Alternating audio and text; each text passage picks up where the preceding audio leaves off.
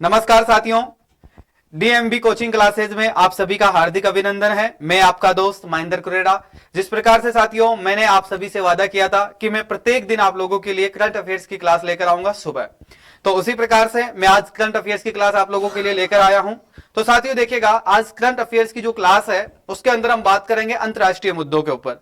तो देखिएगा साथियों, करंट अफेयर्स पढ़ने का सीधा सीधा आप लोगों को जो मतलब निकालना है, जो अर्थ निकालना, वो ये है कि आप किसी नॉलेज के लिए नहीं बल्कि आप एग्जाम क्लियर करने के लिए पढ़ते हैं। तो जिस प्रकार से करंट अफेयर्स में नॉलेज के लिए क्या है, यानी कि करंट अफेयर्स सिलेबस में दी क्यों जाती है, ये तो आप सभी को पता है, क्योंकि आपको नॉलेज होनी चाहिए कि वर्तमान समय में, यानी कि विश्व स्तर पर या भौगोलिक स्थिति पर या फिर राजनीतिक बदलाव पर या फिर धरातलीय जो भी एनवायरमेंट है उनमें सब में जो चेंजिंग होता है उनके बारे में आप सभी को पता होना चाहिए, इसलिए करंट अफेयर सिलेबस में दी जाती है। तो साथियों, मैं जो भी करंट अफेयर्स के टॉपिक यानी कि प्रत्येक दिन आप लोगों के लिए लेकर आऊंगा, यानी कि जिस प्रकार से 1 जनवरी 2024 के करंट अफेयर्स टॉपिक पर हम चर्चा कर रहे हैं, तो उनके जो टॉपिक्स है उनका संबंध आपके सिलेबस से होना चाहिए, यानी कि आपके जो सिलेबस में है, यानी कि जिसकी भी आप तैयारी कर रहे हैं, यानी कि किसी भी एग्जाम्स की अगर आप तैयारी कर रहे हैं तो आपके सिलेबस में करंट अफेयर्स का टॉपिक जुड़ा हुआ होता है, ठीक है। तो उस टॉपिक को आप लोगों को मेंशन करते हुए चलना है। जिस प्रकार से आप मान लीजिए, यानी कि अगर आप टीचर लेवल की तैयारी कर रहे हैं या फिर किसी अन्य एग्जाम्स की तैयारी कर रहे हैं जिसमें एक विशेष तौर पर सिलेबस होता है, जिस प्रकार से देखिएगा, यानी कि एक टॉपिक आप लोगों के सामने है। आज हम करंट अफेयर्स की क्लास में चर्चा करने वाले हैं लाल सागर और पनामा नहर के बारे में। तो देखिएगा, लाल सागर और पनामा नहर के बारे में आप लोग कहां पर पढ़ते हैं, तो साथियों हम ये जो लाल सागर और पनामा नहर पढ़ते हैं वो कहां पर पढ़ते हैं, हम विश्व के भूगोल के अंतर्गत पढ़ते हैं। किसके अंदर पढ़ते हैं, विश्व के भूगोल के अंदर पढ़ते हैं। तो साथियों जिस प्रकार से आप सभी को पता है कि ये टॉपिक किसका है, भूगोल का है। तो जिस प्रकार से कोई विद्यार्थी हो सकता है आप में से फर्स्ट ग्रेड की तैयारी कर रहा हो भूगोल से, सेकंड ग्रेड की तैयारी कर रहा हो, ठीक है, तो उस विद्यार्थी को पता है। जिस प्रकार से आप सभी के लिए सामान्य नॉलेज है, तो उनके लिए तो बहुत इंपॉर्टेंट टॉपिक होने वाला है, लेकिन अन्य साथियों को भी इस चीज का पता होना चाहिए कि कई बार ऐसे एग्जाम में सवाल पूछ लिए जाते हैं। तो साथियों अब मैं क्लास की शुरुआत करता हूं। उम्मीद करता हूं कि आप लोगों को ये जो क्लास है वो बहुत बेहतरीन लगेगी, ठीक है। तो मैं पूर्णतः, यानी कि मेरी पूरी ईमानदारी के साथ में मेहनत करूंगा और मैं पूरी ईमानदारी के साथ में आपको अंतिम क्लास के अंतिम छोर तक बनाए रखने की पूरा प्रयास करूंगा। तो आप लोग बने रहिएगा। अब हम क्लास की शुरुआत करते हैं। तो देखिएगा साथियों, यानी कि आज का जो हमारा पहला टॉपिक रहने वाला है वो लाल सागर और पनामा नहर रहने वाला है। यानी कि सबसे पहले हम भूगोल की शुरुआत कर रहे हैं। किसकी शुरुआत कर रहे हैं, भूगोल से शुरुआत कर रहे हैं। तो देखिएगा, यानी कि ये टॉपिक जो आपका है वो चर्चा में क्यों है वर्तमान समय में। तो देखिएगा, लाल सागर और पनामा नहर चर्चा में इसलिए है वर्तमान समय में, यानी कि इसके आसपास के एनवायरमेंट की एक बार बात बता देता हूं कि पनामा नहर और लाल सागर कहां पर है, ठीक है, इसके बारे में बात कर लेते हैं। एक बार देखिएगा, कई बार आप लोगों ने सुना होगा कि लाल सागर के जो व्यापारी मार्ग है वो कई बार चर्चाओं में रहते हैं, पनामा जो नहर है वो कई बार चर्चा में रहती है, ठीक है। इसी प्रकार से सुएज नहर के बारे में आप लोग जानते हैं। तो ये नहरी जो परियोजनाएं हैं इनके बारे में आप लोग सुने होंगे और आपने पढ़ा भी होगा। एमबी कैंप प्लोटो के बारे में भी आप लोग जानते होंगे। अगर नहीं जानते हैं इन टॉपिक्स के बारे में तो मैं अभी आपको आगे विस्तार से बताने वाला हूं, ठीक है। चलिएगा, तो देखिएगा, लाल सागर पनामा नहर की जो प्रमुख मुद्दे हैं उन पर हम बात करेंगे आज की क्लास में। वैश्विक व्यापार और समुद्र परिवहन के महत्व के बारे में आज लोग हम जानेंगे, ठीक है। तो साथियों देखिएगा, वैश्विक व्यापार जो समुद्री परिवहन है उसके प्रमुख जो महत्व है उनके बारे में हम चर्चा करने वाले हैं। तो देखिएगा, जिस प्रकार से आप सभी को पता है कि ये जो न्यूज है, यानी कि 1 जनवरी 2024 को प्रकाशित हुई है इंडियन एक्सप्रेस अखबार के अंदर, ठीक है, न्यूज के अंदर। तो देखिएगा, इसका जो प्रमुख स्रोत है, यानी कि इस न्यूज को मैंने वहां से उठाया है। देखिएगा, लाल सागर जो है वो व्यापार मार्ग में जहाजों पर हाल ही में हमला हुआ है और पनामा नहर में चल रही सूखी की समस्या को लेकर वैश्विक व्यापार में जो व्यवधान आ रहे हैं, जो चिंताएं बढ़ रही है, उनके कारण ही यह चर्चा में आया है आज, ठीक है। तो देखिएगा, यानी कि हमलों के कारण, किसके बारे में, हमलों के कारण, तो हमले हुए हैं उसके कारण, और पनामा नहर के अंदर क्या हो रहा है, सूखे की समस्या बढ़ती जा रही है, ठीक है। इसी कारण से ये क्या है, यानी कि वैश्विक जो व्यापार है, विश्व के स्तर का जो व्यापार है उसके अंतर्गत क्या आ रही है, व्यवधान यानी कि चिंताएं उत्पन्न हो रही है इस कारण से। तो देखिएगा, वर्तमान में क्या है, लाल सागर और पनामा नहर की जो मुख्य मुद्दे हैं वो क्या रहे हैं। पहले हम जान लेते हैं लाल सागर के बारे में। लाल सागर के जो मुख्य मुद्दे हैं उनके अंतर्गत देखिएगा, एक प्रमुख मुद्दा निकल कर आता है आप लोगों के सामने, जो यह है कि रासायनिक पदार्थ से भरे हुए जो टैंकर है ना, यानी कि एमबी कैंप प्लोटो से लेकर प्लोटो पर गुजरते हुए तट के लगभग 200 समुद्री मील दूरी तक एक ड्रोन ने क्या किया है, हमला हुआ है हाल ही में, ठीक है। यानी कि यह क्या हुआ है, यहां पर एक हमला हुआ है। इसलिए ये न्यूज किस में आ गई है, ट्रेंडिंग में आ गई है। तो अब हम जानते हैं कि ये जगह कहां पर है, लोकेशन कहां है, इसके बारे में आगे आपको मानचित्र की सहायता से समझाने की कोशिश करूंगा। तो देखिएगा वहां पर क्या हुआ कि एमवी जो केमो प्लोटो की जो लाइब्रेरियन है, जो जापानी स्वेतम वाली जो नीदरलैंड की द्वारा संचालित की जाने वाली एक रासायनिक टैंकर है। क्या है ये, एक रासायनिक टैंकर है। इसके अंदर सऊदी अरब के द्वारा जो अल जुवालिया से कच्चा तेल लेकर अपनी यात्रा शुरू की थी इसने, और इसको जो है भारत से न्यू मैंगलोर तक पहुंचाने की उम्मीद थी। कहां पर पहुंचना था, इसको भारत में पहुंचना था। कहां से, न्यू मैंगलोर से पहुंचना था, और उसकी जगह के भी लोकेशन की हम बात करेंगे, मानचित्र की सहायता से मैं आपको बताऊंगा अभी, ठीक है। तो देखिएगा ये भारत के लिए प्रमुख न्यूज इसलिए रह गई क्योंकि इसको कहां पहुंचाया जाना था, भारत के अंदर पहुंचाया जाना था। कहां से, सऊदी अरब से शुरू हुआ था। उलजोब नामक एक स्थान है जहां से कच्चा तेल लेकर इसने अपनी यात्रा शुरू की थी, लेकिन इसके ऊपर क्या हो गया, हमला हो गया, ठीक है, बीच ही के अंदर। इसके बाद में देखिएगा कथित रूप में इसको शामिल इसलिए किया गया है, ऐसा माना जाता है कि गंज और इजराइल जो है, किसकी बात की जा रही है, गंज और इजराइल की बात की जा रही है। गंज और इजराइल की कार्रवाई के विरोध में जो विरोध का जो हवाला देते हुए इन्होंने कहा है कि यमन में स्थित हूत विद्रोह, किसका विद्रोह की बात की है, हूत विद्रोह जो हाल ही में ट्रेंड में है, आप लोगों ने देखा होगा, द्वारा इसको क्या दिया गया है, अंजाम दिया गया है कि ये हूत विद्रोही जो है इन्होंने क्या किया है, इस हमले को अंजाम दिया है, यानी कि यह हमला इन लोगों ने किया है। यह हवाला दिया गया है गंज और इजराइल की कार्रवाई के ऊपर, ठीक है। इसके बाद में देखेगा हूत विद्रोह यानी कि यमन सरकार के साथ में एक दशक से चल रहे नागरिक संघर्ष में भी ये शामिल थे, ठीक है। इनका यानी कि इनके बारे में देखेगा हूत विद्रोही कौन थे, तो आप लोगों को पता होगा कि यमन सरकार के साथ में जो विद्रोह चल रहा था उसके अंदर एक दशक से ये नागरिक के संघर्ष के रूप में भी शामिल हुए थे। इसके बाद में देखेगा आगे आपका टॉपिक क्या कहता है कि लाल सागर के जो मार्ग है उसके अंदर बेवादान जो है केप ऑफ गुड होप के माध्यम से शिपिंग की जाएगी, जिसका परिणाम स्वरूप भारतीय कृषि उत्पादन की कीमत जो है कितनी गुना, यानी कि 10 से 20% की वृद्धि होगी, यानी कि वृद्धि हो सकती है, ये शंकाएं बताई जा रही थी, ठीक है। इसके बाद में देखेगा भारत पर इसका क्या प्रभाव पड़ेगा, भारत पर इसका ये प्रभाव पड़ने वाला है, इसका महत्वपूर्ण व्यापारिक मार्ग में जो है व्यवधान के कारण भारतीय तेल के आयातक और बासमती जो चावल है तथा चाय है जिसकी प्रमुख वस्तुओं का निर्यातक जो निर्यात के लिए क्या हो जाएगी, चिंता पैदा हो जाएगी कि इनका हम निर्यात कहां से करेंगे, ठीक है। तो भारत के लिए सबसे बड़ी समस्या कहां पर आने वाली है कि भारत का प्रावधान भारत के ऊपर इसका प्रभाव यह रहने वाला है कि जो हमारे बासमती चावल है, चाय है, ठीक है, भारतीय तेल जो है उसका आयात कहां से किया जाएगा, ठीक है। तो यह समस्या हमें आने वाली है। चलिएगा तो देखिएगा अब मैं आप लोगों को एक बार मानचित्र की सहायता से बताने की कोशिश करता हूं, एक बार समझने की कोशिश कीजिए, यानी कि हम किसकी बात कर रहे थे।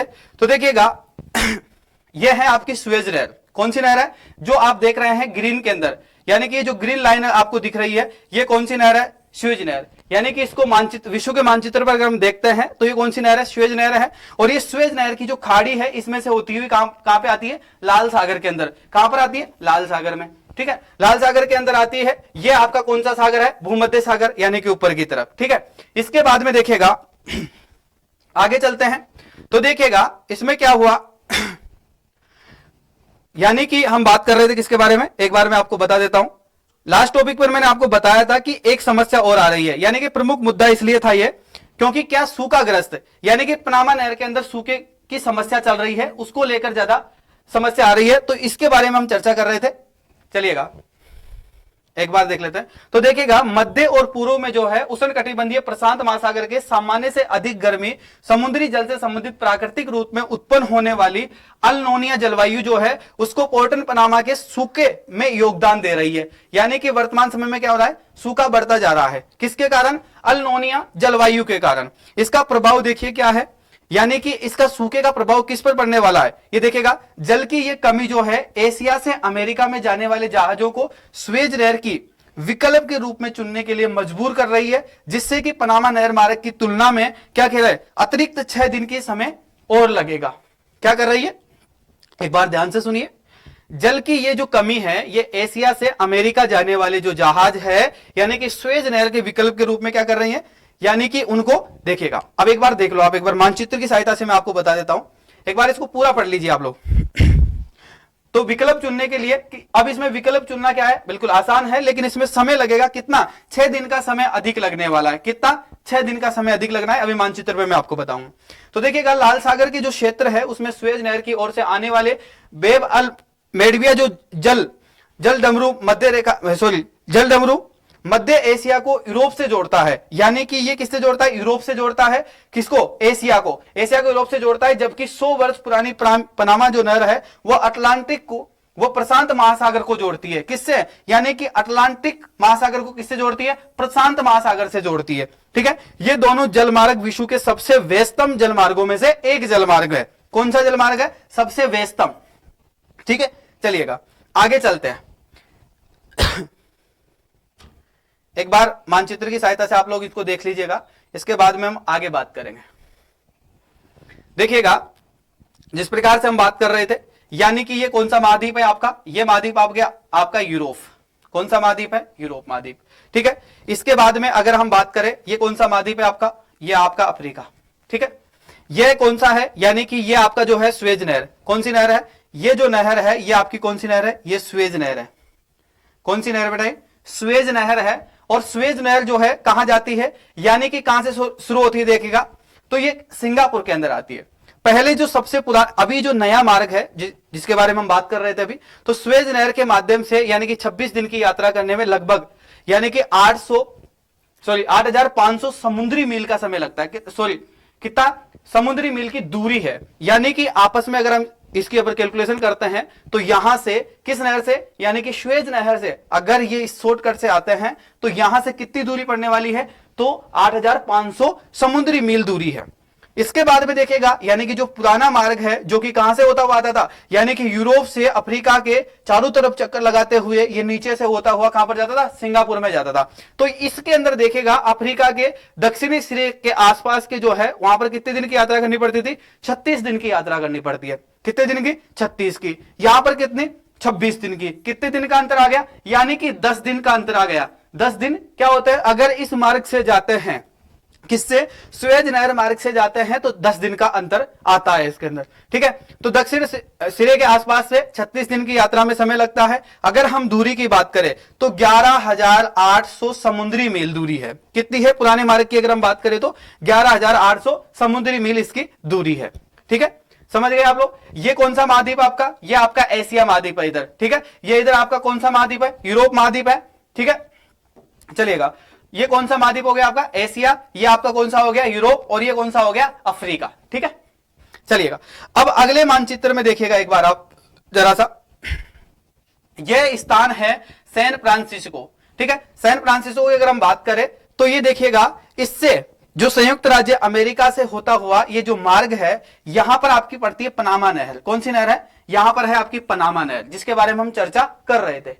ठीक है, तो पनामा नहर आपकी यहां पर है। ये देखिएगा, संयुक्त राज्य अमेरिका यानी कि ऊपर है, इसके बाद में दक्षिणी अमेरिका है, इसके मध्य में जो ये जगह है, ये जो स्थान आपको दिख रहा है जिससे मैं भी वर्तमान समय मार्कर चला रहा हूं, ये स्थान आपकी पनामा नहर का है। ठीक है, तो यहां से भी इस मार्ग से होते हुए, यानी कि ये जो नया मार्ग है ये न्यूयॉर्क शहर में जाता है। ये नया मार्ग है आपका, जो नया मार्ग है, इससे देखिएगा कितनी दूरी है। यानी कि सैन फ्रांसिस्को से लेकर न्यूयॉर्क जो सिटी है वहां तक पहुंचने में कितना समुद्री मील में दूरी लगती है? तो 5,200 समुद्री मील दूरी पर है। यानी कि ये नए मार्ग से इसकी दूरी इतनी आती है। लेकिन देखिएगा, इस मानचित्र की सहायता से मैं आपको समझाने की कोशिश करूंगा। ये जो मार्ग आपको दिख रहा है, कौन सा मार्ग? ये आपका ओल्ड, यानी कि ये पुराना वाला मार्ग है। पुराने वाले मार्ग से अगर हम देखते हैं तो इसकी दूरी कितनी पड़ने वाली है बेटा?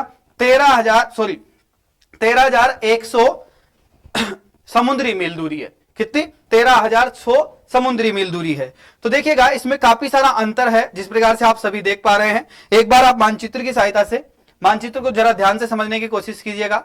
ये जो स्थान है ये कौन सा है? न्यूयॉर्क शहर। ठीक है, इसके बाद में देखिएगा ये कौन सा? यानी कि उत्तरी अटलांटिक महासागर हो गया। ठीक है, इसके बाद में देखिएगा ये जो रेखा आपको दिख रही है, ठीक है, कौन सी? यानी कि दक्षिणी अमेरिका से गुजरती हुई जो रेखा जा रही है, इस रेखा को हम किस नाम से जानते हैं? भूमध्य रेखा। और भूमध्य रेखा का दूसरा नाम क्या है? जिस प्रकार से आप सभी को पता होगा, क्या बोलते हैं भूमध्य रेखा को हम लोग? आप कमेंट करके मुझे बताइएगा। ठीक है, ये आपका इधर जो है दक्षिणी प्रशांत महासागर हो गया। कौन सा महासागर? दक्षिणी प्रशांत महासागर। तो देखिएगा, सैन फ्रांसिस्को से होती हुई न्यूयॉर्क जो मार्ग जो जाता है, इस मार्ग, अगर समुद्री मार्ग की हम बात करें तो देखिएगा ये कौन कौन से महाद्वीप से होता हुआ जाता था, प्रशांत महासागर से होता हुआ जाता था उत्तरी अटलांटिक महासागर के अंदर। जबकि ये जो पनामा नहर है इसकी सहायता से क्या हुआ कि ये जो दक्षिणी प्रशांत महासागर है इससे पनामा नहर की सहायता से, यानी कि संयुक्त राज्य अमेरिका और दक्षिणी अमेरिका के मध्य से जो पनामा नहर है उसके माध्यम से ये सीधा, यानी कि इसकी दूरी काफी कम हो गई है। इसकी दूरी जो है, पुरानी दूरी अगर हम बात करें तो 13,100 समुद्री मील दूरी थी, जबकि इसके नए मार्ग के माध्यम से क्या हुआ है, इसकी समुद्र की जो दूरी है वो कम हो गई है।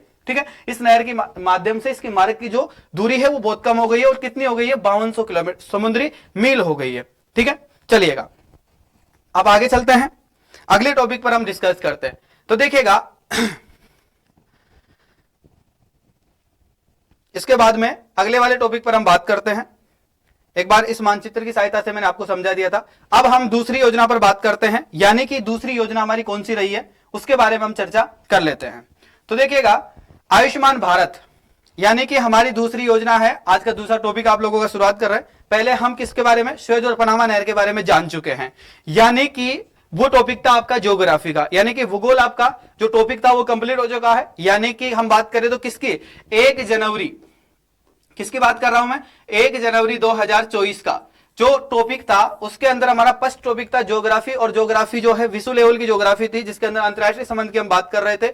पनामा नहर और सुएज नहर के बारे में जान चुके हैं, क्योंकि वहां पर क्या हो रहा है, वर्तमान समय में वो चर्चा में इसलिए आए क्योंकि वहां की जो दूरी है उसको लेकर एक विवाद हो गया है। अभी एक तेल का टैंक था जो भारत आना था, ठीक है, तो भारत आने से पहले ही उस पर क्या हो गया है, उस पर हमला हो गया है। ठीक है, एक तो हमला हो गया, दूसरी बात क्या है कि जो समुद्री है उसके पास का जो क्षेत्र है, यानी कि वहां का जो, जिसको अपन बोल सकते हैं मैदानी भाग जो है, उस भाग में क्या हो रहा है, सूखाग्रस्त होता जा रहा है। इस कारण से नहर के लिए आने वाले जो समय में है, यानी कि उस नहर के लिए समस्या खड़ी हो सकती है समुद्री मार्ग के लिए। ठीक है, तो उन टॉपिक्स पर हम चर्चा कर चुके हैं। अब हम बात करते हैं आयुष्मान भारत प्रधानमंत्री जन आरोग्य योजना के बारे में। देखिएगा ये टॉपिक आपको मुख्य रूप से आपको देखने को मिलेगा जो कि आपके स्वास्थ्य या सरकारी नीतियां जो होती है उनके अंतर्गत, किसके अंदर, सरकारी नीतियों के अंदर। अगर आपके सिलेबस के अंदर सरकारी नीतियां दी गई है तो समझ लीजिएगा कि ये आपके लिए बहुत इंपॉर्टेंट होने वाला है। ठीक है, स्वास्थ्य से संबंधित अगर आपको जानकारी रखनी है तो इसके लिए भी आपके लिए इंपॉर्टेंट होने वाला, यानी कि आपके एग्जाम्स में सवाल पूछने के ज्यादा चांसेस बनते हैं। ठीक है, चलिएगा अब हम आगे बात करते हैं, यानी कि इस योजना को हम किस किस नाम से जानते हैं या फिर इसको हम किस किस शब्दों का प्रयोग करते हैं। तो देखिएगा आयुष्मान भारत प्रधानमंत्री जन आरोग्य योजना के नाम से भी हम जानते हैं, आयुष्मान कार्ड के नाम से भी आप इसको जानते हैं, आयुष्मान आरोग्य मंदिर के नाम से आप इसको जानते हैं, सामाजिक आर्थिक जाति जनगणना यानी कि SECC के नाम से आप जिसको जानते हैं, राष्ट्रीय स्वास्थ्य प्राधिकरण के नाम से भी आप इसको जानते हैं। ठीक है, और मुख्य रूप से आप इसको जानते हैं आयुष्मान भारत प्रधानमंत्री जन आरोग्य योजना के नाम से। ठीक है, तो अब इसके बारे में हम ये जो है, यानी कि आपको 1 जनवरी 2024 के जो आपका अखबार है, कौन सा अखबार, यानी कि द हिंदू है, उसके अंदर प्रकाशित है, और हाल ही में इसकी चर्चा क्यों की गई है इसके ऊपर हम बात कर लेते हैं। किस किस पर चर्चा हुई है, तो देखिएगा हाल ही में स्वास्थ्य एवं परिवार कल्याण मंत्रालय द्वारा आयुष्मान भारत प्रधानमंत्री जन आरोग्य योजना के बारे में, योजना के संबंध में कुछ आंकड़े जारी किए गए हैं। तो वो आंकड़े क्या है, यानी कि सांख्यिक मुख्य रूप से जो विशेषताएं क्या है उन आंकड़ों के बारे में हम जानते हैं। आयुष्मान कार्ड क्या है उसके बारे में हम जानने की कोशिश करेंगे। ठीक है, चलिएगा, तो आयुष्मान कार्ड जो बनाए गए हैं वो कुल आयुष्मान कार्डों में से लगभग जो है 49% महिलाएं हैं। किनके कार्ड बने, 49% महिलाओं के कार्ड बने हैं, और कुल अधिकृत जो अस्पतालों में है जो लगभग 48% प्रवेश बताया गया है, कितना, 48, और महिलाओं तक कितना पहुंचा है, लगभग कार्ड कितने बन गए हैं, 49% महिलाओं के कार्ड बन चुके हैं, ये एक आंकड़ा बताया गया है। और अस्पतालों में लगभग जो है 48% जो है प्रवेश हो चुका है। ठीक है, यानी कि जो 49% जो महिलाओं को वितरण हुआ है उनके अंतर्गत, यानी कि उनके अंदर से ही ये कितना वो, यानी कि 48%। ठीक है, आगे चलते हैं। योजना की शुरुआत जो है कब हुई थी, दिसंबर 2023 में शुरुआत की गई थी, जैसे आप सभी को पता है दिसंबर में शुरुआत की गई थी। लगभग 28.45 करोड़ आयुष्मान कार्ड बनाए गए हैं, जिनमें से लगभग 9.38 करोड़ आयुष्मान कार्ड जो है वर्ष 2023 के दौरान बनाए गए हैं, 2023 में बने हैं। कितने बने बेटा? 9.38 करोड़, जबकि बनाए जाने वाले कितने थे? लगभग 28.45 करोड़ आयुष्मान कार्ड बनाए जाने थे। ठीक है, और बनाए गए थे, जिनमें से ये वितरण हो चुके हैं 2023 के अंदर। आगे हम बात करते हैं तो देखिएगा स्वास्थ्य को किस प्रकार से कवरेज करता है ये कार्ड, इसके बारे में हम आगे जानकारी प्राप्त करते हैं। ठीक है, चलिएगा। इस योजना के तहत जो है 12 करोड़ परिवारों को, क्या 55 करोड़ व्यक्तियों को, यानी कि 12 करोड़ परिवार और 55 करोड़ व्यक्तियों को शामिल किया गया था, तथा इसको एबीपी पीएमजे यानी कि JAY के नाम से भी इस योजना को जाना जाता है। इसकी एक वेबसाइट है जो आप गूगल पर जाकर खोल सकते हैं, वहां से आपको इसका पूरा डाटा मिल जाएगी, पूरी जानकारी भी मिल सकती है। लागू करने वाले कई राज्य एवं केंद्र शासित प्रदेशों ने अपनी लागत और लाभार्थी आधार का और विस्तार किया है। यानी कि ये जो योजना है ये केंद्र सरकार की है, लेकिन केंद्र सरकार के बाद में केंद्र शासित प्रदेश है, राज्य हैं, उन्होंने भी अपनी तरफ से जो इसमें योगदान या जो सहयोग राशि है उसको बढ़ाया भी है कई राज्यों में, यानी कि जिस स्थिति से केंद्र सरकार से आई है उसी स्थिति में वर्तमान समय में देखने को मिलती है। ठीक है, चलिएगा। अब इसमें देखिएगा इसका प्रोसेस क्या है, अस्पतालों में दाखिल किस प्रकार से होते हैं। इस योजना के तहत अस्पतालों में जो है यानी कि 78,188 करोड़ रुपए की राशि, यानी कि कुल राशि की अगर हम बात करें 6.11 करोड़ रुपए दाखिल अधिकृत किए गए हैं, जिनमें से 25,000 करोड़ रुपए से अधिक मूल्य के कुल 1.7 करोड़ जो है दाखिल किए गए हैं वर्ष 2023 के अंदर, जो कि जनवरी से दिसंबर 2023 का यह आंकड़ा है, जो कि 1 जनवरी 2024 को स्वास्थ्य मंत्रालय को यह दिया गया है। ठीक है, इसी के दौरान अधिकृत किया गया है। इसको समझ गए आप लोग? एक बार दोबारा से देखिएगा इसको। इस योजना के तहत अस्पतालों के अंदर कितना 78,188 करोड़ रुपए की कुल राशि थी। इस कुल राशि में से यानी कि 6.11 करोड़ रुपए दाखिल अधिकृत किए गए था, जिनमें से 25,000 करोड़ रुपए अधिक मूल्य के कुल 1.7 करोड़ दाखिल किए गए वर्ष 2023 में, यानी कि इनका इस्तेमाल कर लिया गया है 1.7 करोड़ वर्ष। ठीक है, कितने का? 2023 के अंदर ये लास्ट आंकड़ा आया है। इसके बाद में देखिएगा, आगे जानते हैं आयुष्मान भारत क्या है, इसका एक सामान्य परिचय जान लेते हैं कि ये क्या है ऐसी। ठीक है, तो देखिएगा इसके परिचय की अगर हम बात करें तो पीएमजे पूरी तरह से सरकार द्वारा वित्त पोषित विश्व का सबसे बड़ी स्वास्थ्य बीमा योजना है। क्या है ये? वित्त पोषित क्या है? सरकार द्वारा वित्त पोषित विश्व की सबसे बड़ी स्वास्थ्य बीमा योजना है ये। ठीक है, विश्व स्तर की है ये। इसके बारे में देखिएगा, इसको 2018 में क्या किया गया था? लॉन्च किया गया था। इसके माध्यमिक जो देखभाल है वो तृतीयक देखभाल के लिए प्रति परिवार को 5 लाख रुपए की बीमा राशि प्रदान करना था। इसका मुख्य उद्देश्य था ये। ठीक है, स्वास्थ्य का जो लाभ है उसका पैकेज में सर्जरी हो गया, चिकित्सा हो गया और डे केयर उपचार हो गए, दवाइयों का निदान हो गया और इसकी लागत आदि इत्यादि चीजें इसमें शामिल की गई थी कि इन चीजों में इनका उपयोग किया जा सकता है। कितने का? 5 लाख रुपए का जो बीमा राशि आपको मिलने वाली है, उसमें सर्जरी करा सकते हैं, चिकित्सा से संबंधित कोई है, डे केयर यानी कि आपको किसी इस प्रकार की कोई बीमारी है, जिस प्रकार से मान लीजिए कैंसर से संबंधित है या किसी अन्य प्रकार की बीमारी है जिससे आपको प्रत्येक दिन हॉस्पिटल में जाना पड़ता हो, दवाई लेनी पड़ती हो, तो उसमें भी आपकी ये 5 लाख की जो राशि है उसका आप उपयोग कर सकते हैं। इसके बाद में देखिएगा इसके लाभार्थियों की अगर हम बात करें तो इसके लाभार्थी यानी कि यह एक पात्र आधारित योजना है जो कि न्यूनतम सामाजिक आर्थिक जातियों की जनगणना डाटा द्वारा पहचान की गई लाभार्थियों को लक्षित करती है। ठीक है, ये उन्हीं लोगों को मिलती है जो कि इस योजना के लिए क्या होते हैं? पात्रित होते हैं एक तरीके से। यानी कि एक सर्वे किया जाएगा, सर्वे किया गया है, उसके अंतर्गत जिनका नाम है उन्हीं को इस योजना का लाभ मिल रहा है। लेकिन वर्तमान समय में अभी सरकार का एक नया फैसला हो रहा है जिसके बारे में हम आगे चर्चा करेंगे। देखिएगा, राष्ट्रीय स्वास्थ्य प्राधिकरण यानी कि NHAK ने राज्यों और केंद्र शासित प्रदेशों को शेष अप्रमाणित SECC यानी कि परिवारों की पहचान करने के लिए सामान्य सामाजिक आर्थिक प्रोफाइल वाले जो गैर सामाजिक आर्थिक है जाति गणना SECC यानी कि लाभार्थियों के परिवारों का डाटाबेस का उपयोग करते हुए इसका लचीलापन प्रदान किया गया है। कहां से इसका डाटा ले गया है आप लोगों को पता है? गैर सामाजिक आर्थिक जाति जनगणना के अनुसार जो है परिवारों का डाटा इकट्ठा किया गया है। उस डाटे के आधार पर ही क्या किया गया है? प्रमाणित किया गया है। और जिनको अप्रमाणित करना था उन लोगों को क्या किया गया है? अप्रमाणित भी किया गया है।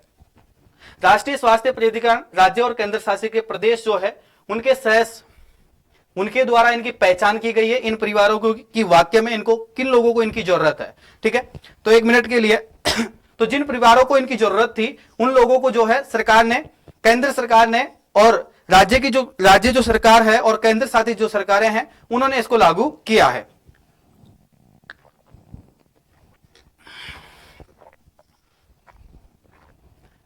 आगे देखिएगा, इस योजना का वित्त पोषण संयुक्त रूप से किया जाता है सभी राज्यों और केंद्र शासित प्रदेशों के मामले में केंद्र एवं विधेयक के बीच में जो अंतर रहता है वो कितना रहता है 60/40 का। ठीक है, पूर्वोत्तर राज्यों में तथा जम्मू कश्मीर जैसे हिमाचल हो गया, उत्तराखंड हो गया, इनके लिए 90:10 का रखा गया है और विधेयक के बिना केंद्र शासित प्रदेश जिनमें 100% क्या है वित्तीय पोषित रखा गया है। यानी कि जिन प्रदेशों, केंद्र शासित प्रदेशों में क्या है, यानी कि विधानसभा नहीं बैठती है, उनके अंदर क्या गया है 100% यानी केंद्र की तरफ से है। कहीं राज्यों के अंदर जो है, सभी राज्यों के अंदर और केंद्र शासित प्रदेशों के अंदर मुख्य रूप से ये मामला जो है जहां पर केंद्र और विधायिका यानी कि कह सकते हैं कि विधानसभा और लोकसभा दोनों चलती हो, जिस प्रकार से केंद्र का शासन हो और विधानसभा भी अगर वहां पर बैठती हो उस राज्य में, यानी कि उस राज्य में अगर मुख्यमंत्री बैठता हो तो वहां का अनुपात कितना बताया गया है 60:40। ठीक है, 60 केंद्र और 40 किसका रहेगा, राज्य का रहेगा। पूर्वोत्तर राज्य तथा जम्मू कश्मीर और हिमाचल उत्तराखंड वालों की अगर हम बात करें तो वहां पर 90 केंद्र का रहेगा और 10% डाटा किनका रहेगा, इन प्रदेशीय जो क्षेत्र है उनका रहेगा या वहां की सरकार का रहेगा। आगे चलते हैं तो देखिएगा, केंद्रीय अभिकरण, राष्ट्रीय स्वास्थ्य प्राधिकरण यानी कि नेशनल हेल्थ अथॉरिटी के द्वारा राज्य सरकारों के साथ में संयुक्त राज्य यानी कि इस योजना का PMJAY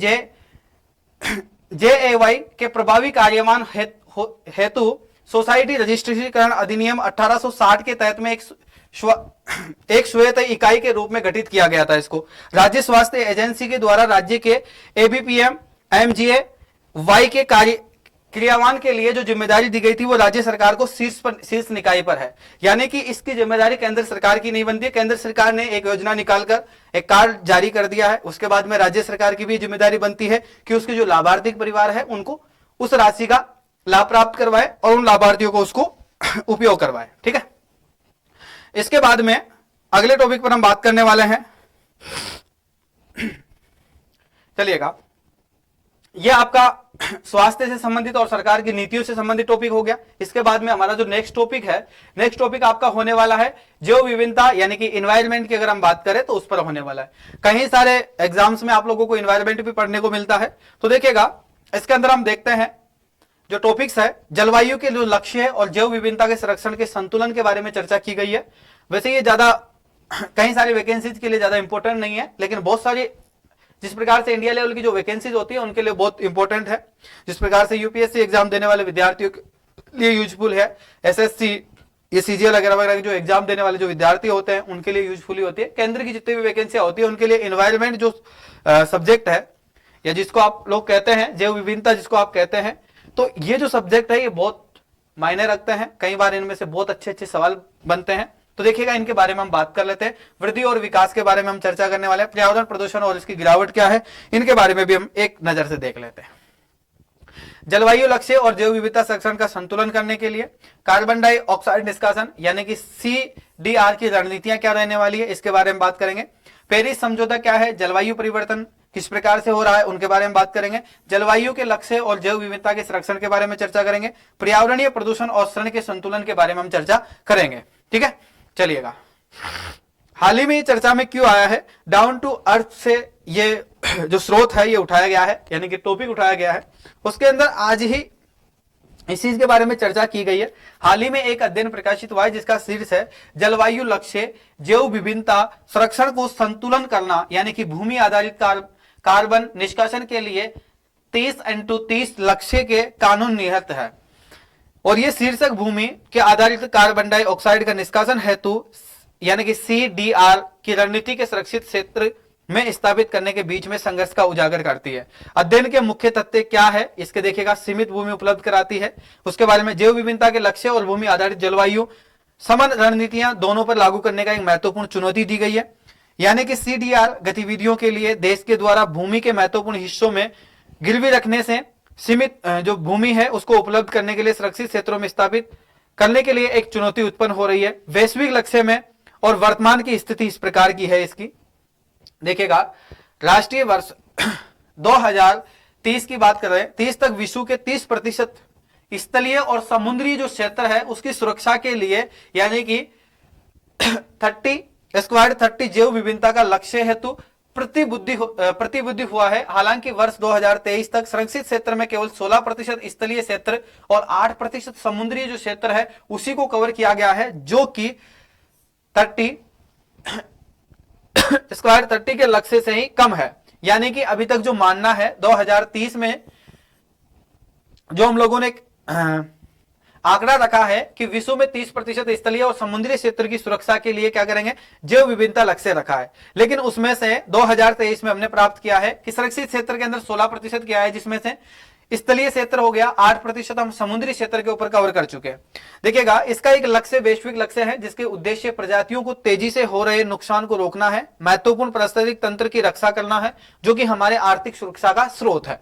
ठीक है, भूमि उपयोग और संघर्ष, इसको भूमि उपयोग को लेकर बहुत बड़ा संघर्ष चल रहा है। इसके अंदर देखिएगा, कुछ भूमि आधारित समान रणनीतियां जो है भूमि का उपयोग के लिए बाधाओं के कारण बनती रही है और अधिक सुरक्षित क्षेत्र को स्थापित करने की आवश्यकता के साथ में इसका क्या चल रहा है, संघर्ष चलता आ रहा है। देखिएगा, CDRO के बड़े पैमाने पर तैनाती के परिणाम स्वरूप जैव विविधता की हानि हो सकती है और खाद्य फसलों में उत्पादन के लिए उपयोग की जाने वाली भूमि के लिए प्रतिस्पर्धा भी हो सकती है इसके अंदर। ठीक है, चलेगा। इसके लक्ष्य और अपर्याप्त क्या रहा है, यानी कि इसके लक्ष्य में पर्याप्त नहीं पहुंच पाए, उसका कारण आप जान लीजिएगा। तो देखिएगा, लक्ष्य की महत्वाकांक्षाएं जो है महत्वाकांक्षाएं जो है उसके अंदर प्रकृति के बावजूद भी शोधकर्ताओं का अनुमान है कि जैव विभिन्नता का प्रभावी ढंग से सुरक्षित करने के लिए वैश्विक भूमि का कम से कम यानी कि 44% क्षेत्र को क्या किया गया है, सुरक्षित क्षेत्र के अंतर्गत होना चाहिए था। इसके अलावा अकेले CDRO की गतिविधियों ने ग्लोबल वार्मिंग को जो है 1.5 या 2 डिग्री सेल्सियस तक सीमित करने के लिए पेरिस समझौते का उल्लेखित लक्ष्यों को पूरी नहीं कर सकती है। तो देखिएगा, इसके लिए क्रियान्वयन चेतावनियां जो दी गई है वो इस प्रकार से हैं। इस पर प्रश्न उठे हैं कि खाद्य उत्पादन का विस्तार जो CDR की रणनीतियां जो है वो लागू करते समय देश को सुरक्षित क्षेत्र पर बाहुल्य के लिए अतिरिक्त भूमि को किस प्रकार से आवंटित करेगी, इस उद्देश्य को संतुलन करने के एक महत्वपूर्ण चुनौतियां भी रही है। इसके कानून के कुछ परिप्रेक्ष्य भी है। ठीक है, कानून के कुछ परिप्रेक्ष्य है, इसके बाद में इन पर कुछ सिफारिशें भी की गई है। तो देखिएगा, कानून की जो परिप्रेक्ष्य है वह है कि पर्यावरणीय कानून के समान जो अधिकृत भूमि है उसको सुरक्षित क्षेत्र के अंतर्गत जो है CDR तकनीकी क्रियान्वयन के लिए नहीं रोकते हैं। इसके बाद में देखिएगा, सिफारिशें की गई है जो कि CDR नीतियों पर ध्यान रखते हुए केंद्रित करने की आवश्यकता है, जो कि जैव विविधता की रक्षा करने के लिए ग्रीन हाउस गैसों को प्रभावी ढंग से जो है अवशोषित करती है, वो जलवायु को परिवर्तन को कम करने के तत्कालीन आवश्यकताओं पर जोर देती है। ये कहते हुए जैव विविधता के लिए इससे होने वाले खतरे अन्य चिंताओं से ये कहीं गुना अधिक है। यानी कि देखिएगा, कार्बन डाइऑक्साइड निष्कासन यानी कि CDRO क्या है, इसके एक सामान्य परिचय के बारे में चर्चा करते हैं जो कि आप लोगों ने काफी समय से पढ़ रहे हैं। एक छोटी सी परिभाषा है इसकी। CDRO उन प्रौद्योगिक प्रथाओं और दृष्टिकोणों को संदर्भ में करता है जो कि वायुमंडल में कार्बन डाइऑक्साइड यानी कि CO2 का निष्कासित करते हैं और तथा उसी पर क्या करते हैं, स्थायी रूप से संग्रहित करते हैं उसको, यानी कि इकट्ठे करते हैं और उसी को क्या करते हैं, निष्कासित करते हैं, CO2 यानी कार्बन डाइऑक्साइड गैस को। ठीक है, तो इसकी बहुत सारी प्रमुख पद्धतियां रही है जो कि आप एनवायरमेंट की जो बुक है उसमें आप लोग पढ़ सकते हैं। उसकी सारणियां मैं आप लोगों को दिखा देता हूं। तो देखिएगा, इस प्रकार से पृथ्वी की प्रणालियां जो होती है, इसके अंदर मृदा कार्बन होता है। ये आप लोग एग्रीकल्चर वाले जो विद्यार्थी है वो जानते होंगे इनके बारे में। ठीक है, तो आगे अगले वाले जो टॉपिक है उस पर हम चलते हैं। चलेगा, ये आपकी शासन व्यवस्था के बारे में यानी कि सरकारी नीतियां क्या है उनके बारे में हम चर्चा करेंगे। पूंजी निवेश हेतु राज्यों का विशेष सहायता योजनाएं प्रारंभ की गई है, उसके बारे में हम बात कर लेते हैं थोड़ी सी। पूंजी निवेश हेतु राज्य की विशेष सहायता योजना, कोविड-19 की महामारी, 15वें वित्तीय आयोग, यानी कि ये क्या क्या इन टॉपिक पर हम चर्चा करने वाले हैं। पूंजी निवेश हेतु राज्य के विशेष सहायता योजनाएं कौन कौन सी सहायक योजनाएं रही है उनके बारे में बात करेंगे। किन के बारे में, राज्यों के बारे में। कोविड-19 की महामारी के कारण जो नुकसान हुए हैं उनके लिए क्या विशेष सहायता योजना लागू की गई थी उन पर हम चर्चा करने वाले हैं। 15वें वित्त आयोग के बारे में हम चर्चा करेंगे। शहर नियोजन के बारे में हम चर्चा करेंगे। मेक इन इंडिया के बारे में हम चर्चा करेंगे। पूंजी निवेश हेतु राज्यों की विशेष जो सहायता योजनाएं हैं उनके बारे में हम चर्चा करने वाले हैं। देखिएगा, सबसे पहला टॉपिक आपका निकल के आता है पूंजीगत व्यय निवेश हेतु राज्यों की विशेष सहायता योजना के तहत केंद्र द्वारा आवंटित रुपए, यानी कि अगर हम बात करें तो देखिएगा 1,67,518.6 करोड़ की विशेष सहायता ऋण में सर्वाधिक हिस्सा जो है विगत 4 वर्षों में उत्तर प्रदेश को प्रकट हुआ है, उत्तर प्रदेश को सबसे ज्यादा मिला है। इसके अंदर देखिएगा पर्याप्त वित्तीय जो है सहायता यूपी में विकास के पहलों को बढ़ावा देने के लिए ही सरकार की प्रतिबद्धता को रेखांकित करता है। ठीक है, यानी कि सरकार ने सबसे ज्यादा कहां पर, यूपी के अंदर पूंजीगत जो निवेश है वो केंद्र सरकार ने सबसे ज्यादा कौन से राज्य में, उत्तर प्रदेश राज्य में। कहां पर हुआ है सबसे ज्यादा निवेश की अगर हम बात करें तो राज्य हुआ है, यानी कि उस राज्य का नाम है उत्तर प्रदेश राज्य। ठीक है, चलिएगा, यानी कि योगी जी की जो सरकार है वहां पर। इस प्रकार से देखिएगा एक आंकड़ा आप लोगों के सामने निकल कर आता है कि देखिएगा पूंजीगत जो व्यय है यानी कि निवेश के लिए राज्यों के अंदर जो किराया की सहायता योजना के तहत में, पूंजीगत व्यय और निवेश के लिए राज्यों को विशेष सहायता योजना के तहत में जारी धनराशि जो है वो इस प्रकार से धनराशि रहने वाली है। देखिएगा, यानी कि इस प्रकार का रंग आपको दिख रहा होगा, यानी कि जो छोटा छोटा रंग है ये कितना 5,000 करोड़ हो गया। ठीक है, ये 5,000 करोड़ से 10,000 करोड़ तक का ये राज्य हो गए हैं जो आप देख रहे हैं भारत के विभिन्न राज्य। इसके बाद में देखिएगा इस प्रकार का रंग अगर आपको देखने को मिल रहा है तो वो 10,000 करोड़ से लेकर 15,000 करोड़ तक का है, और ये 15,000 करोड़ से भी अधिक का जो है ये बड़े बड़े रह गए हैं, जिनमें से देखिएगा ये यूपी आपको दिख रहा होगा जिसमें से 22,857.9 करोड़ का किसका रहा है, यानी कि ये उत्तर प्रदेश का रहा है। इसके बाद में देखिएगा इसका अगला राज्य जो है जिसका 16,680.9 करोड़ रहा है। इसी प्रकार से देखिएगा यहां पर कुछ स्थान है जिनको स्टार, ये जिस प्रकार से देखिएगा आंकड़ों को जो है, यानी कि ये जो राज्य हैं जिस प्रकार से देखिएगा पंजाब आपका हो गया, मणिपुर आपका हो गया, आंध्र प्रदेश आपका हो गया, केरल राज्य आपका हो गया, ये राज्य जो है 2023-24 के लिए निर्धारित पात्रता मानदंडों को पूरा नहीं कर पा रहे हैं, यानी कि इनमें निवेश करने की जरूरत है अभी वर्तमान समय में हाल ही में। चलिएगा, वित्त मंत्रालय के अनुसार पूंजीगत व्यय का रुझान क्या है इसके बारे में हम जान लेते हैं। यूपी और बिहार के शीर्ष 2 राज्य हैं जिन्होंने पूंजीगत व्यय के संबंध में मानदंडों को पूरा किया है तथा विगत 4 वर्षों की योजनाओं के तहत में जो है अधिकतम क्या किया है, आवंटन को प्राप्त किया है। देखिएगा इसमें से उत्तराखंड, हरियाणा, केरल, पंजाब और उन राज्यों में से हैं जिनमें योजना के तहत में कुल आवंटित राशि का लगभग 1 से 2% क्या हुआ है, प्राप्त हुआ है। मात्र इतना सा इन राज्यों को प्राप्त हुआ है, 1 से 2%। ठीक है, इसलिए इनको किससे चिन्हित किया गया है, स्टार से चिन्हित किया गया है कि ये मानदंडों को पूरा नहीं कर पाए, यानी कि यहां तक जो राशि पहुंचनी थी वित्त मंत्रालय के अनुसार, पूंजीगत जो राशि थी पहुंचनी थी वो नहीं पहुंच पाई, या फिर पहुंच गई हो तो वहां पर उसका खर्च नहीं किया गया, यानी कि उसका उपयोग नहीं किया गया वहां पर। वो कौन कौन से राज्य, उत्तराखंड, हरियाणा, केरल, पंजाब, मुख्य रूप से 4 राज्य हैं। ठीक है, तो इसमें कहीं ना कहीं आप एक चीज मान भी सकते हैं, इस आंकड़े के अनुसार अगर आप सरकारी जो सरकारें हैं उनमें अगर आप जिस प्रकार से राजनीतिक पार्टियों का रुझान अगर आप देखें तो कहीं ना कहीं इसमें रहा है। उसका कारण हो सकता है जिस प्रकार से पंजाब हो गया, हरियाणा हो गया है, केरल हो गया है, उत्तराखंड हो गया है, तो राजनीतिक पार्टियों का भी कई कारण हो सकता है। लेकिन ये वित्त मंत्रालय के अनुसार पूंजीगत जो रुझान देखने को मिला है, यानी कि जो वे भेजा गया था उसको खर्च नहीं किया गया वहां पर। ठीक है, हमारे सामने आंकड़े हैं, उसके तथ्य के आधार पर ही हम बात करने वाले। आंध्र प्रदेश की जो केरल, मणिपुर और पंजाब के जो वर्ष 2023-24 में कोई आवंटन नहीं मिला है, यानी कि इन राज्यों में कुछ भी नहीं मिला है। वित्त मंत्रालय के अनुसार इन राज्यों की योजना के तहत निर्धारित पात्रता मानदंडों को पूरा ही नहीं किया इन्होंने। इसके बाद में देखिएगा आगे पूंजी निवेश हेतु राज्यों की विशेष सहायता योजना क्या रही है, इसका परिचय हम जान लेते हैं एक बार कि कौन से पूंजी निवेश हेतु राज्यों की जो विशेष सहायक योजनाएं हैं वो क्या है। तो देखिएगा इसका परिचय के अंदर ये योजना वित्तीय वर्ष 2020-21 में कोविड-19 की महामारी के मद्देनजर रखते हुए शुरुआत की गई थी। वर्तमान में इस योजना का विस्तार किया गया तथा इसमें 1.3 लाख करोड़ रुपए के आवंटन के साथ में पूंजी निवेश के लिए राज्यों की विशेष सहायता योजना 2023-24 के रूप में जारी रखी गई है। यानी कि पूंजी निवेश जो योजना है वो 2023-24 में भी क्या रखी गई है, जारी रखी गई है। और इस योजना की शुरुआत कब हुई थी, कोविड-19 के समय में, यानी कि कब हुई थी, 2020-21 के अंदर हुई थी। और इसको किसको, कोविड-19 को मद्देनजर रखती हुई की गई थी, जो कि वर्तमान समय की इस योजना का विस्तार किया गया है। 1.3 करोड़ रुपए आवंटन किया गया है किसको, राज्यों को पूंजी निवेश के लिए। और ये 2023-24 में भी ये जो योजना है वो क्या रहेगी, संचालित रहेगी। इसके भाग और है, इस योजना में लगभग 8 भाग है। पहला भाग जो है यानी कि 1 लाख करोड़ रुपए का आवंटन के लिए सबसे बड़ा माना गया है। ये राशि 15वें वित्त आयोग के निर्णय के अनुसार राज्यों के बीच में और केंद्र करों और कर्तव्य और उनके हिस्सेदारों के अनुपात में आवंटन की जाएगी।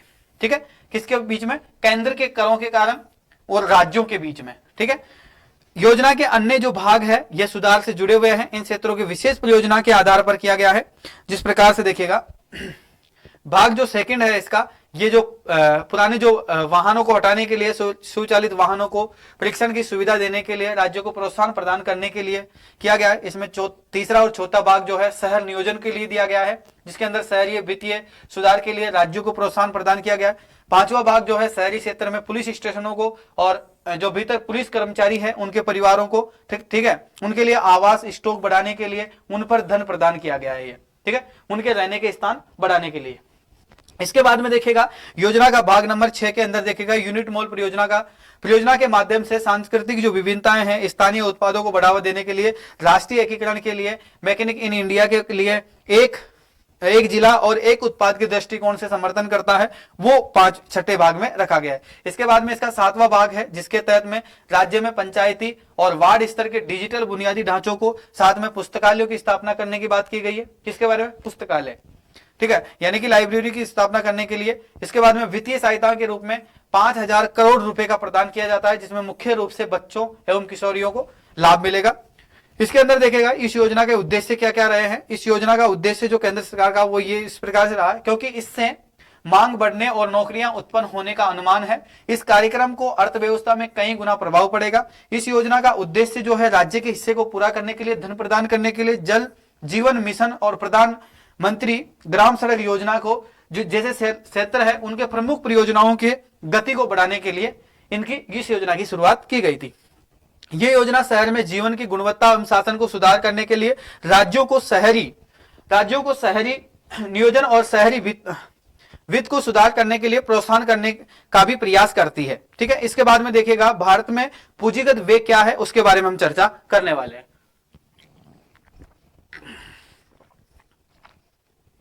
आपका नेक्स्ट टॉपिक है भारत में पूंजीगत व्यय क्या है। पूंजीगत व्यय के बारे में एक बार छोटी सी परिभाषा है, उसको जान लेते हैं। ये बुनियादी ढांचा, भवन, मशीनरी या जो उपकरण होते हैं, जैसे भौतिक संपत्तियों को अधिग्रहण करना, निर्माण में सुधार करने के लिए सरकार द्वारा आवंटन धनराशि के संदर्भ में करता है। और ये एक भारत में पूंजीगत व्यय के नाम से इसको जाना जाता है। इसमें उत्पाद विकास बढ़ाने के लिए माना जाता है, क्योंकि ये अर्थव्यवस्था का उत्पादन क्षमता को बढ़ाता है तथा भविष्य में आय और रोजगार को उत्पन्न करने का काम करता है। भारतीय सरकार द्वारा अपने वार्षिक बजट के माध्यम से पूंजीगत व्यय को आवंटन करता है, जिससे वित्त मंत्री द्वारा प्रस्तुत किया जाता है। पूंजी निवेश के लिए परिव्यय की लगातार 3 वर्ष की वृद्धि देखी जाती है, जो कि 10 लाख करोड़ रुपए, कितना 10 लाख करोड़ रुपए तक पहुंचाया गया है, जो कि सकल घरेलू उत्पाद के लिए 3.3% है, जो कि 33% यानी कि केंद्रीय बजट के अंदर 2023-24 में महत्वपूर्ण वृद्धि को दर्शाता है। किसको दर्शाता है? ये महत्वपूर्ण वृद्धि को दर्शाएगा 2023-24 में। इसके बाद में अगला टॉपिक आपका जो है प्रभावी पूंजीगत व्यय के बारे में बात करें। बजट को प्रस्तुत पूंजीगत व्यय में राज्य और अन्य एजेंसियों की सहायता का अनुदान के माध्यम से पूंजीगत संपत्ति बनाने के लिए सरकार के द्वारा व्यय शामिल नहीं है। इन अनुदानों को बजट के राजस्व व्यय के रूप में वर्गीकृत किया गया है, लेकिन वो सड़क, पुल, स्कूल, अस्पताल आदि जैसे अचल परिसंपत्तियों के निर्माण में भी इसका योगदान रहा है। इसलिए केंद्र सरकार द्वारा सार्वजनिक निवेशों में वास्तविक सीमा तक पहुंचने के लिए प्रभावी पूंजी व्यय की एक अवधारणा को पेश किया है। प्रभावी पूंजीगत व्यय क्या है? उसको एक पूंजीगत परिसंपत्ति का निर्माण के लिए पूंजीगत व्यय और अनुदान के योग के रूप में परिभाषित किया जाता है। इसका बजट जो है 13.7 लाख करोड़ रुपए रखा गया है, जो कि जीडीपी यानी कि 4.5 केंद्रीय बजट 2023-24 का रखा गया है। ठीक है, चलिएगा। तो आज की करंट अफेयर्स की क्लास, आपका जो सेशन है उसकी हम समाप्ति यहीं पर करते हैं, और उम्मीद है आप लोगों को ये क्लास पसंद आई होगी। और अगर पसंद नहीं आई है तो आप लोग कमेंट करके बताइए इसमें क्या सुधार करने की जरूरत है, आप कमेंट करके बता सकते हैं। ठीक है, और अब मैं अंतिम समय में आप सभी से गुजारिश करूंगा, एक फरमाइश करूंगा मेरी, कि देखिएगा जितने भी साथी आज इस क्लास को देख रहे हैं वो सबसे पहले तो अपना नाम कमेंट करें। दूसरी बात, आप लोगों का मुख्य काम है कि आपके अन्य साथियों तक इस क्लास को शेयर करें। चैनल को जो नए विद्यार्थी है वो इनको सब्सक्राइब करें, और आगे बहुत बेहतरीन तरीके से मैं करंट अफेयर्स की क्लास भी लाने वाला हूं, और आने वाले समय में जो है मैं यहां पर आप लोगों को जो करंट अफेयर्स की जो साप्ताहिक जो क्लास रहेगी, जिसके अंदर हम सप्ताह में जो करंट अफेयर्स पढ़ेंगे उसका रिवीजन करवाऊंगा, और साथ ही में एक पीपीटी यानी कि एक पीपीटी तैयार करके आप लोगों की टेस्ट सीरीज की तरह भी मैं यहां पर आपको समझाने की कोशिश करूंगा। ठीक है, तो आने वाले समय में मैं आपको बहुत बेहतरीन तरीके से करंट अफेयर्स कंप्लीट कराने वाला हूं, और अन्य जो क्लासें हैं वो भी हमारी आपके इस चैनल पर बहुत जल्दी शुरुआत होने वाली है, और सभी टीचर्स को आप लोग इसी प्रकार से प्यार और सम्मान और मान सम्मान देते रहिए। हम आपके प्यार और मान सम्मान के ही भूखे हैं केवल। ठीक है, तो साथियों, आज की क्लास किस प्रकार की रही और किस प्रकार की लगी, और अंतिम समय तक जिस विद्यार्थी ने इस क्लास को देखा है उस विद्यार्थी को कमेंट करना है 0.1, यानी कि 0.1 अगर जो विद्यार्थी कमेंट करेगा उसी विद्यार्थी का मुझे पता चलेगा कि इस विद्यार्थी ने पूरी क्लास ली है। ठीक है, तो फिर उस विद्यार्थी का नाम मैं अगली क्लास में लूंगा जिस विद्यार्थी ने इस क्लास को पूरी देखी है। ठीक है, तो चलिएगा, ये आपके आज के कोड हो गए, और अगली क्लास में मिलते हैं। तब तक के लिए जय हिंद, जय भारत, वंदे मातरम। मिलता हूं अगली क्लास में। थैंक यू, शुक्रिया।